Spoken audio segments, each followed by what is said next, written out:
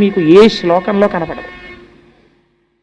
హనుమ జయంతికి సంబంధించి కూడా ప్రమాణం ఏం చెప్తారంటే, వైశాఖ మాసంలో కృష్ణపక్షంలో ఏనాడైతే దశమి తిథి వస్తుందో ఆ దశమి తిథి నాడు పూర్వాభాద్ర నక్షత్రము ఉంటే ప్రశస్తం, పూర్వాభాద్ర నక్షత్రం లేకపోయినా నువ్వు దాని గురించి విచారించవలసిన అవసరం లేదు.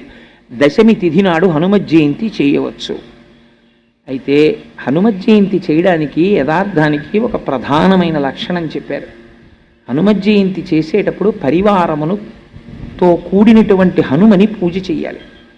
పరివార సహిత అంటే మనం ఏమనుకుంటామంటే సీతారామచంద్రమూర్తి యొక్క పాదార విందముల యందు కూర్చున్నటువంటి హనుమ అనుకుంటాం.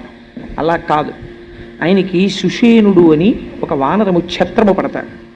ఆ సుషేనుడు ఛత్రము పట్టినటువంటి మూర్తిని మీరు మంత్రము చేత ఆవాహన చెయ్యాలి హనుమ జయంతి నాడు. అలాగే మైందుడు